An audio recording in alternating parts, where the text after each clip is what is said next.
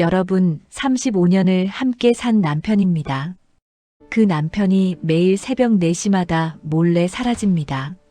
아내 몰래, 아무 말도 없이. 남편 차에서 담요와 보온병이 발견됐습니다. 그리고 옷에서 난 이상한 냄새. 땀 냄새가 아니었습니다. 누군가 끓여준 된장국 냄새였어요. 결국 순자 씨는 남편 차에 GPS를 달았습니다. 그리고 확인한 남편의 목적지. 그곳은 바람을 피우는 장소가 아니었습니다. 순자 씨가 그곳에서 목격한 장면. 평생 잊지 못할 광경이었습니다. 순자 씨의 이야기는 그렇게 시작됐습니다. 새벽 4시. 순자 씨의 눈꺼풀이 파르르 떨렸습니다. 무언가에 이끌리듯 손이 먼저 옆자리를 더듬었어요. 차가웠습니다. 손끝에 닿은 이불은 체온의 흔적조차 없었어요. 마치 몇 시간 전부터 비어 있었다는 듯이. 순자 씨는 천천히 눈을 떴습니다. 희미한 달빛이 커튼 사이로 스며들어 빈 베개를 비추고 있었어요. 남편의 머리카락 몇 가닥이 베개 위에 남아 있었습니다. 하지만 남편은 없었어요. 처음엔 화장실인가 싶었어요. 순자 씨는 귀를 기울였습니다. 화장실 물 내리는 소리, 세면대 수도꼭지 돌아가는 소리, 남편의 기침 소리, 아무것도 들리지 않았습니다. 집안은 냉장고 돌아가는 웅웅 소리만 가득했어요. 순자 씨는 이불을 걷고 일어났습니다. 발이 차가운 마룻바닥에 닿았어요. 1월의 새벽 공기가 발목을 타고 올라왔습니다. 화장실 문은 열려 있었습니다. 불도 꺼져 있었어요. 어둠 속에서 세면대의 스테인리스 수도꼭지만 희미하게 빛났습니다. 순자 씨의 발걸음이 현관으로 향했어요. 복도 바닥이 삐걱거렸습니다. 30년 된 아파트 특유의 소리였어요.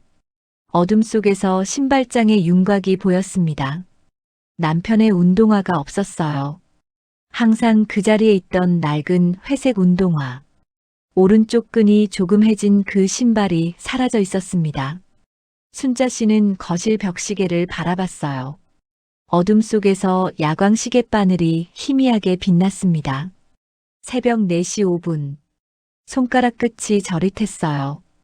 이게 하루 이틀이 아니었습니다. 벌써 일주일째였어요. 처음 알아챈 건 5일 전이었습니다. 목이 말라 물을 마시려고 눈을 떴는데 옆자리가 비어 있었어요. 그땐 그냥 화장실이겠거니 하고 다시 잠들었습니다. 그런데 그 다음 날도 새벽 4시면 어김없이 남편의 자리가 비어 있었어요. 아침이 되면 남편은 아무 일 없다는 듯 돌아왔습니다. 현관에서 신발 벗는 소리, 잠긴 목소리로 건네는 짧은 인사, 그리고 식탁에 앉아 밥을 먹는 남편의 뒷모습. 그날 아침도 똑같았어요. 순자 씨는 부엌에서 된장찌개를 데우고 있었습니다. 뚝배기에서 보글보글 끓는 소리가 났어요. 된장 냄새가 부엌에 퍼졌습니다. 순자 씨는 밥을 푸다 말고 남편에게 물었어요. 요즘 왜 이렇게 일찍 나가느냐고. 애써 평온한 목소리를 유지하면서. 남편은 밥그릇을 들며 대답했습니다. 아침 운동 좀 하려고, 나이 드니까 잠이 없어서. 입꼬리만 올라간 웃음이었어요. 눈은 웃지 않았습니다. 젓가락이 반찬을 집는 동안에도 시선은 밥그릇에만 머물러 있었어요. 순자 씨는 믿으려 했습니다. 35년을 함께 산 사람이니까요. 거실 벽에는 두 사람의 사진이 걸려 있었어요. 1989년 결혼식 날 찍은 사진. 젊은 남편이 환하게 웃고 있었습니다. 까만 머리카락, 팽팽한 피부, 희망에 찬 눈빛. 그 옆에서 순자 씨도 수줍게 웃고 있었어요. 하얀 웨딩드레스를 입고 35년. 아이를 낳고 키우고 장가 보냈습니다. 시어머니 병간호도 함께 했어요. 사업이 망해서 힘들 때도 함께 버텼습니다. 그 시간을 믿어야 했어요. 하지만 이상한 점이 계속 눈에 밟혔습니다. 어느 날 오후 순자 씨는 장을 보러 가려고 주차장에 내려갔어요. 지하 주차장은 형광등 불빛만 희미하게 켜져 있었습니다. 콘크리트 바닥에서 한기가 올라왔어요. 문득 남편 차가 눈에 들어왔습니다. 은색 중형차. 10년 넘게 탄 차라 여기저기 찌그러진 자국이 있었어요. 오른쪽 뒷범퍼에는 긁힌 자국이 선명했습니다. 별 생각 없이 차 안을 들여다봤어요. 조수석에 뭔가가 있었습니다. 접힌 담요. 체크무늬 갈색 담요. 집에서 본 적 없는 담요였어요. 그리고 그 옆에 빈 보온병 2개. 순자 씨의 손이 차 손잡이에서 멈췄습니다. 담요? 운동하러 가면서 담요는 왜? 보온병은 또 뭐지? 손끝이 가늘게 떨렸어요. 그날 저녁 남편이 돌아왔을 때 순자 씨는 일부러 가까이 다가갔습니다. 남편의 점퍼를 받아들며 옷걸이에 걸어주는 척했어요. 코끝을 가져다 댔습니다. 운동을 다녀왔다면 땀 냄새가 나야 했어요. 2시간 넘게 밖에 있었으면 분명 땀이 났을 겁니다. 하지만 땀 냄새는 없었습니다. 대신 희미하게 다른 냄새가 났어요. 어디서 많이 맡아본 냄새. 익숙하고 따뜻한 냄새. 된장국 냄새였습니다. 순자 씨의 손이 멈췄어요. 점퍼를 쥔 손가락에 힘이 들어갔습니다. 왜 남편 옷에서 된장국 냄새가 나는 걸까? 어디서 된장국을 먹고 온 걸까? 누가 끓여준 걸까? 머릿속이 복잡해졌습니다. 새벽마다 어디를 가는 걸까? 담요는 왜 있는 걸까? 보온병에는 뭐가 담겨 있었던 걸까? 그리고 이 된장국 냄새는 이런 상황이 벌어진 데에는 아주 충격적인 이유가 있었습니다. 그날 이후로 순자 씨는 잠을 설치기 시작했습니다.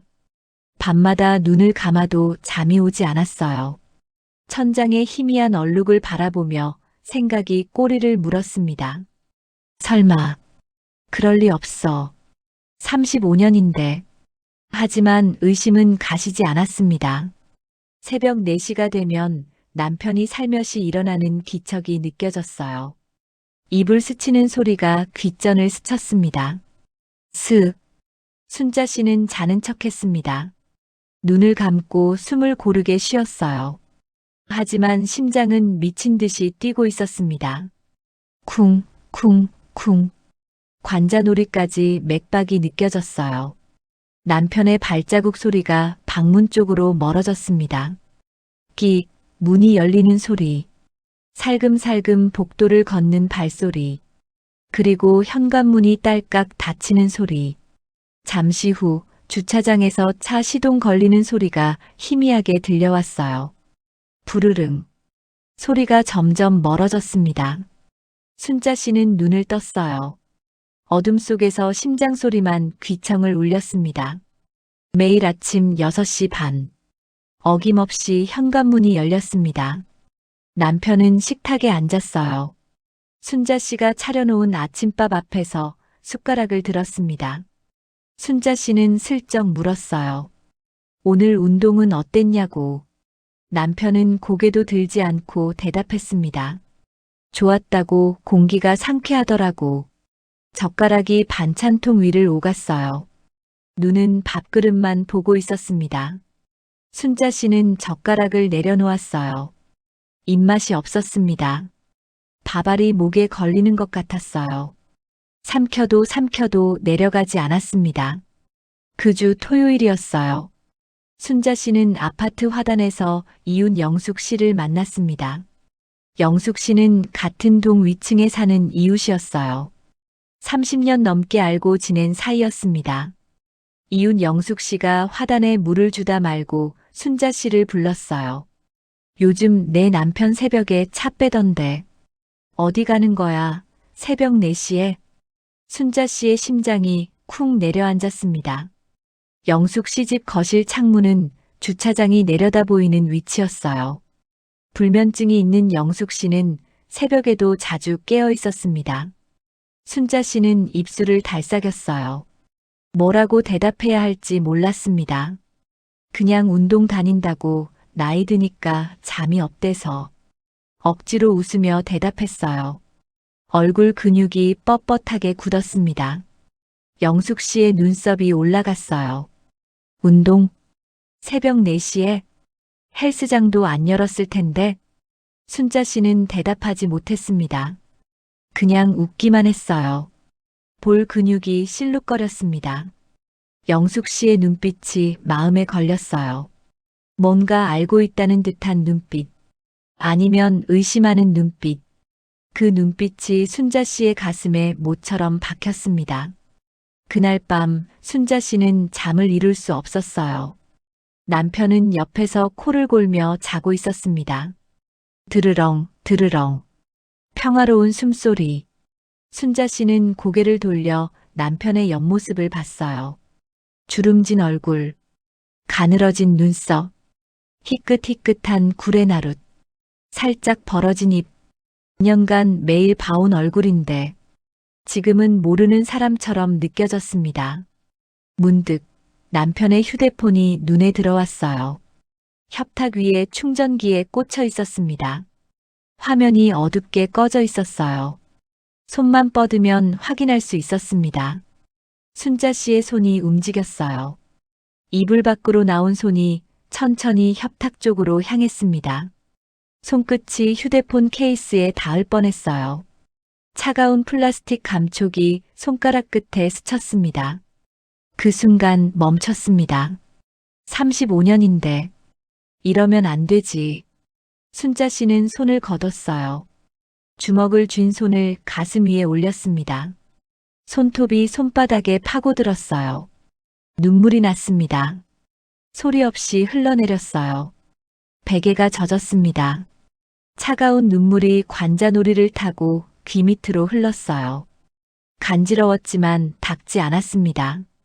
그렇게 일주일을 참았어요. 하지만 일주일간의 밤들이 쌓여갔습니다.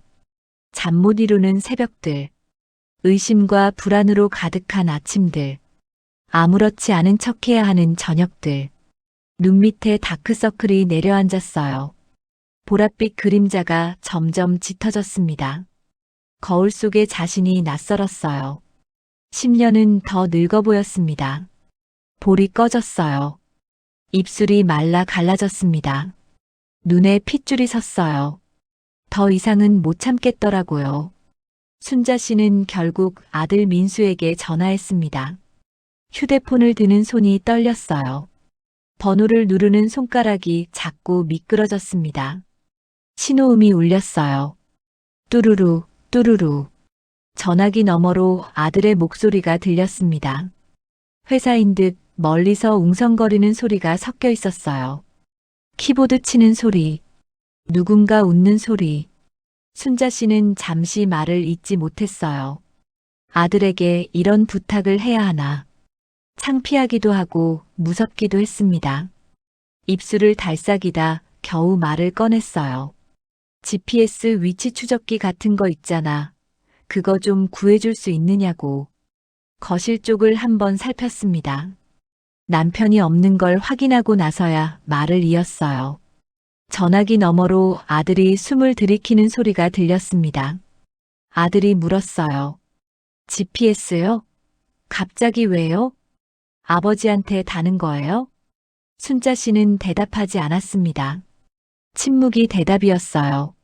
손톱으로 식탁 모서리를 긁었습니다. 까칠까칠한 감촉이 손끝에 전해졌어요. 수화기 너머로 아들의 한숨 소리가 들렸습니다. 길고 무거운 한숨이었어요. 아들의 목소리에서 걱정이 느껴졌습니다. 하지만 순자 씨는 아무것도 아니라고만 했어요. 그냥 엄마 좀 도와달라고. 며칠 뒤 민수가 집에 왔습니다. 손에 작은 택배 상자를 들고 있었어요. 검은색 테이프로 봉해진 상자. 상자를 열자 성냥갑만 한 검은색 기기가 들어 있었습니다. 자석이라서 그냥 탁 붙는다고 아들이 설명했어요. 앱까지 깔아줬습니다. 순자 씨는 고개를 끄덕였어요. 손바닥보다 작은 기기를 손에 쥐었습니다. 생각보다 묵직했어요. 아들이 물었습니다. 진짜 괜찮은 거냐고. 아버지한테 직접 물어보시면 안 되냐고. 순자 씨는 아들의 얼굴을 봤어요. 걱정이 가득한 눈. 엄마의 헬쑥해진 얼굴을 살피는 눈. 괜찮다고 엄마가 알아서 한다고 대답했습니다. 아들은 더 이상 묻지 않았어요. 하지만 돌아서는 아들의 어깨가 축 처져 있었습니다. 그날 밤 남편이 잠든 후 순자 씨는 조용히 침대에서 일어났어요. 남편의 코 고는 소리를 확인했습니다. 드르렁, 드르렁. 규칙적인 숨소리. 잠옷 위에 패딩을 걸쳤어요. 슬리퍼 대신 운동화를 신었습니다. 발소리가 나지 않게 살금살금 걸었어요. 현관문을 열 때 심장이 입 밖으로 튀어나올 것 같았습니다. 경첩이 삐걱거리지 않게 천천히 문을 밀었어요. 아파트 복도는 형광등 불빛만 휑하게 켜져 있었습니다. 발걸음 소리가 텅 빈 복도에 울렸어요. 엘리베이터를 타고 지하 주차장에 내렸습니다. 콘크리트 바닥이 차가웠어요. 한기가 발바닥을 타고 올라왔습니다. 어디선가 물 떨어지는 소리가 똑똑 들려왔어요. 남편 차 앞에 섰습니다. 은색 중형차. 형광등 불빛 아래서 차체가 희미하게 빛났어요. 순자 씨는 몸을 숙였습니다. 차 밑으로 손을 뻗었어요. 거친 콘크리트 바닥이 무릎에 닿았습니다. 손이 떨렸어요. 35년 결혼 생활에 이런 짓을 하다니. 하지만 모르는 게 더 무서웠습니다. 탁! 자석이 차 프레임에 붙는 소리. 생각보다 큰 소리였어요. 순자 씨는 움찔하며 주위를 둘러봤습니다. 주차장은 여전히 텅 비어 있었어요. 형광등이 깜빡거리며 음산한 빛을 내뿜고 있었습니다. 그날 밤 순자 씨는 잠을 자는 척했습니다. 이불을 덮고 눈을 감았어요. 하지만 온 신경이 곤두서 있었습니다. 남편의 숨소리 하나하나가 귓전에 선명하게 들렸어요. 새벽 4시가 다가왔습니다. 남편이 움직였어요. 이불이 스르륵 미끄러지는 소리. 매트리스가 살짝 들리는 느낌. 남편의 발이 바닥에 닿는 소리. 사박사박. 바지 입는 소리. 지퍼 올리는 소리. 점퍼 집어드는 소리. 방문이 열렸습니다. 끽. 오래된 경첩 소리. 발자국 소리가 멀어져 갔어요. 현관문이 열리고 닫혔습니다. 딸깍. 그리고 잠시 후. 멀리서 차 시동 걸리는 소리. 부르르릉. 소리가 점점 멀어졌어요. 아파트 단지를 빠져나가는 소리. 그리고 정적. 순자 씨는 눈을 떴습니다. 떨리는 손으로 협탁 위에 휴대폰을 집었어요. 화면이 환하게 켜졌습니다. 어둠 속에서 불빛이 눈을 찔렀어요. GPS 앱을 눌렀습니다. 지도가 화면에 떴어요. 한반도 지도. 그리고 그 위에 파란 점 하나. 그 점이 천천히 움직이기 시작했습니다. 순자 씨는 숨을 죽이고 화면을 바라봤습니다. 휴대폰 불빛이 얼굴을 비쳤어요. 어둠 속에서 눈동자만 빛나고 있었습니다. 파란 점은 천천히 움직였어요. 지도 위의 도로를 따라 미끄러지듯 이동했습니다. 집에서 멀어지고 있었어요. 북쪽으로 5분. 점이 큰 도로로 접어들었습니다. 7분. 점이 주택가를 지나갔어요. 10분. 점이 멈췄습니다. 순자 씨의 심장이 쿵 내려앉았어요. 손가락 끝이 저릿했습니다. 떨리는 손으로 그 위치를 눌렀습니다. 화면이 확대됐어요. 주소가 떴습니다. 순자 씨는 주소를 복사해서 검색창에 붙여 넣었어요. 손가락이 자꾸 미끄러졌습니다. 3번 만에 겨우 검색 버튼을 눌렀어요. 검색 결과가 화면에 나타났습니다. 오 요양원. 평점 4.2. 어르신 전문 요양시설. 순자 씨는 멍해졌어요. 손에서 휴대폰이 떨어질 뻔했습니다. 요양원? 바람을 피우는 줄 알았어요. 다른 여자를 만나는 줄 알았습니다. 아니면 도박장이라도 가는 줄. 새벽에 몰래 나가니까. 누가 끓여준 된장국 냄새가 나니까. 그런데 요양원이라니. 순자 씨는 한참 동안 화면만 바라봤어요. 오 요양원이라는 글자가 눈에 박혔습니다. 머릿속이 하얗게 비었어요. 남편이 왜 새벽마다 요양원에 가는 걸까? 거기에 누가 있는 거지? 아는 사람이 있나? 부모님은 이미 돌아가셨어요. 시아버지는 15년 전에, 시어머니는 8년 전에. 그럼 누가 있는 걸까? 순자 씨는 이불을 걷어차고 일어났어요. 더 이상 누워있을 수 없었습니다. 직접 가봐야겠다. 옷장을 열었어요. 갈색 코트를 꺼내 입었습니다. 손이 떨려서 단추를 채우는데 한참 걸렸어요. 2번이나 단추 구멍을 잘못 끼웠습니다. 방을 나와 현관으로 갔어요. 운동화 끈을 묶었습니다. 코끝이 시렸어요.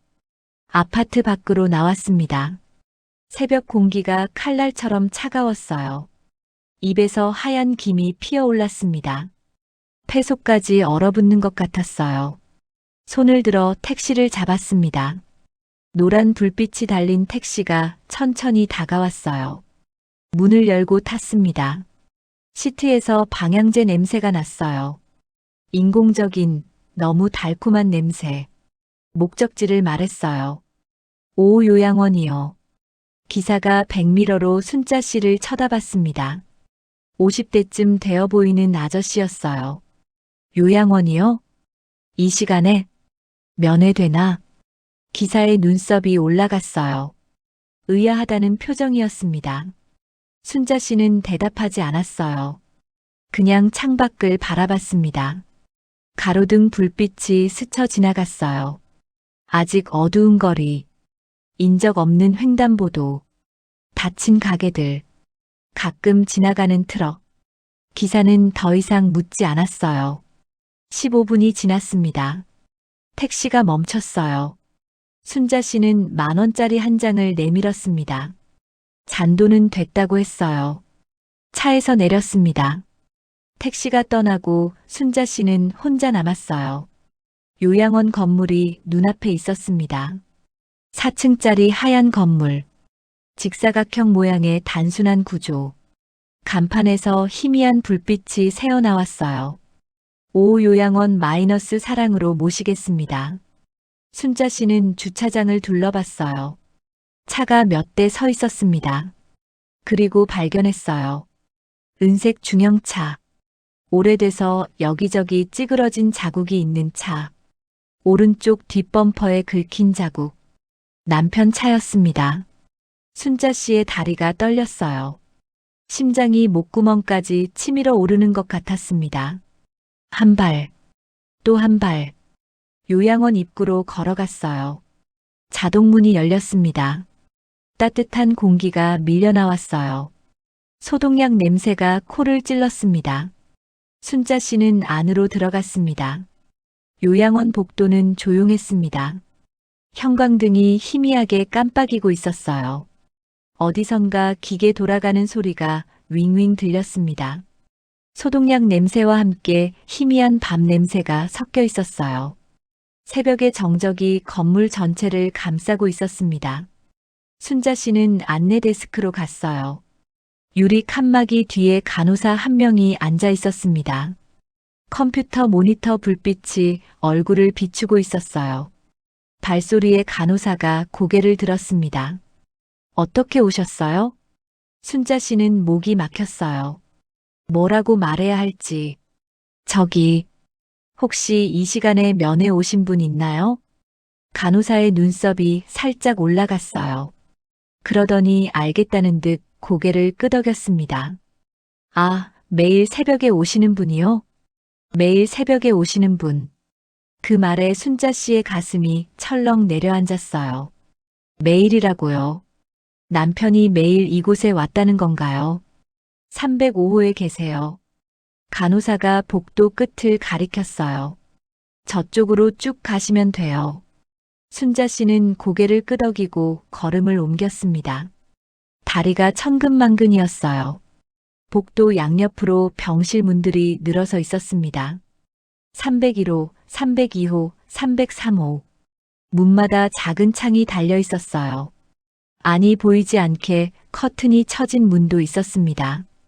304호를 지났어요. 305호 앞에서 멈췄습니다. 문이 살짝 열려 있었어요. 안에서 희미한 불빛이 새어나왔습니다. 순자 씨의 심장이 멈추는 것 같았어요. 손바닥에 땀이 났습니다. 천천히 문틈으로 다가갔어요. 고개를 숙여 안을 들여다봤습니다. 병실 안이 보였어요. 창문 쪽 침대에 노인 한 명이 누워 있었습니다. 백발이 베개 위에 흩어져 있었어요. 얼굴은 수척했고 눈은 천장을 향해 멍하게 떠 있었습니다. 그리고 침대 옆에 남편이 앉아 있었어요. 등이 보였습니다. 낯익은 남색 패딩 점퍼, 굽은 어깨, 희끗희끗한 뒷머리. 남편이 손에 든 것이 보였어요. 숟가락, 그리고 그릇. 숟가락으로 무언가를 떠서 노인의 입에 가져다 대고 있었습니다. 미음 같았어요. 하얗고 묽은 것. 그리고 남편의 목소리가 들렸습니다. 형, 천천히 먹어. 순자 씨의 숨이 멎었어요. 안 급해. 천천히. 형. 순자 씨는 문틀을 잡았습니다. 손가락에 힘이 들어갔어요. 나무 문틀의 까칠한 감촉이 손끝에 닿았습니다. 남편에게 형이 있다는 건 알고 있었어요. 결혼 초에 들은 적이 있었습니다. 5살 위. 이름은 도현. 하지만 40년 전에 크게 싸우고 연락을 끊었다고. 그 후로 한 번도 만난 적이 없다고. 명절에도 제사에도 오지 않는다고. 그 형이 여기 있었던 겁니다. 순자 씨는 문틀에 기댔어요. 다리에 힘이 풀렸습니다. 남편이 숟가락을 내려놓는 게 보였어요. 그리고 형의 손을 잡았습니다. 주름지고 말라비틀어진 손. 형, 나야. 남편의 목소리가 떨리고 있었어요. 동생 도영이. 형은 대답이 없었습니다. 그냥 멍한 눈으로 천장을 바라보고 있었어요. 동생을 알아보지 못하는 눈. 치매. 순자 씨의 눈에서 눈물이 흘러내렸어요. 아, 그랬구나. 새벽마다 사라지던 남편. 차 안의 담요와 보온병. 옷에 배인 된장국 냄새. 다 이것 때문이었구나. 치매에 걸려 혼자가 된 형을. 아내에게도 말하지 않고. 남편은 매일 새벽마다 돌보고 있었던 거예요. 순자 씨는 소리 없이 울었습니다. 문에 기대어 어깨를 들썩였어요. 하지만 소리는 내지 않았습니다. 손등으로 눈물을 닦았어요. 코끝이 시큰거렸습니다. 숨을 깊이 들이쉬었어요. 소독약 냄새가 폐 속으로 들어왔습니다. 그리고 문을 밀었습니다. 순자 씨가 병실 안으로 들어갔습니다. 발소리가 들렸는지 남편이 고개를 돌렸어요. 돌아보는 순간 남편의 얼굴이 굳었습니다. 눈이 휘둥그레졌어요. 입이 벌어졌습니다. 숟가락을 든 손이 허공에서 멈췄어요. 남편이 벌떡 일어섰습니다. 의자가 뒤로 밀리며 끼익 소리를 냈어요. 남편의 얼굴이 하얗게 질렸습니다. 당황한 눈동자가 이리저리 흔들렸어요. 마치 들키면 안 되는 비밀을 들킨 아이처럼. 순자 씨는 아무 말 없이 걸어갔어요. 남편의 옆을 지나쳤습니다. 침대 옆 빈 의자에 앉았어요. 플라스틱 의자가 차가웠습니다. 엉덩이에 한기가 전해졌어요. 남편이 입을 달싹였습니다. 뭐라고 말하려는 것 같았지만 소리가 나오지 않았어요. 한참 동안 침묵이 흘렀습니다. 병실에는 의료기기 돌아가는 소리만 들렸어요. 삐, 삐, 삐. 일정한 간격의 전자음. 창문 밖이 조금씩 밝아지고 있었습니다. 새벽에서 아침으로 넘어가는 시간. 어둠이 조금씩 걷히고 있었어요. 남편이 먼저 입을 열었습니다. 목소리가 갈라져 있었어요. 떨리고 있었습니다. 미안해. 말을 못했어. 순자 씨는 남편을 바라봤어요. 왜요? 남편이 고개를 숙였습니다. 희끗희끗한 정수리가 보였어요. 하얀 머리카락 사이로 두피가 비쳤습니다. 남편의 입술이 파르르 떨렸어요. 당신한테 짐 주기 싫었어. 우리도 편한 형편 아닌데. 순자 씨는 가만히 들었습니다. 남편이 침대 위에 형을 바라봤어요. 형은 여전히 천장만 바라보고 있었습니다. 멍한 눈. 아무것도 인식하지 못하는 눈. 남편의 목소리가 더 낮아졌어요. 이 형이 내가 대학 갈 때 등록금 대줬어. 순자 씨는 처음 듣는 이야기였어요. 남편이 계속 말했습니다. 목소리가 점점 잦아들었어요. 공장 다니면서 낮에 일하고 밤에도 일하고 형은 그렇게 동생 학비를 벌었어요. 남편의 손이 형의 손을 잡았습니다. 뼈만 앙상하게 남은 손. 힘줄이 붉어진 손. 난 그때 고마운 줄도 몰랐어. 당연한 줄 알았지. 형이니까 그렇게 해주는 줄. 남편의 목소리가 떨렸어요. 눈물이 남편의 뺨을 타고 흘러내렸습니다. 주름 사이로 스며들었어요. 턱 끝에서 뚝 떨어졌습니다. 남편이 눈을 감았어요. 그러다 싸웠어. 돈 때문에. 목이 메인 듯 말을 끊었습니다. 침을 삼키는 소리가 들렸어요. 형이 사업하다 망했는데 돈을 빌려달라고 했어요. 그때 막 집 대출 받은 때였습니다. 애들 학비도 있었고요. 남편은 돈을 빌려주지 않았어요. 형은 돌아섰습니다. 그게 마지막이었어요. 40년을 연락 안 하고 살았어. 40년. 순자 씨의 머릿속에서 그 숫자가 맴돌았어요. 40년이면 거의 평생이었습니다. 결혼하고 아이 낳고 키우고 장가 보내는 시간. 그 시간 동안 형제가 남남처럼 살았던 거예요. 남편이 고개를 들었습니다. 그런데 6개월 전에 연락이 왔어. 여기 요양원에서 형이 치매에 걸렸다고, 혼자가 됐다고, 아내는 먼저 세상을 떠났고, 자식도 없었다고, 돌봐줄 사람이 아무도 없다고, 남편의 눈가가 붉게 물들었어요. 내가 안 오면 이 형 혼자야.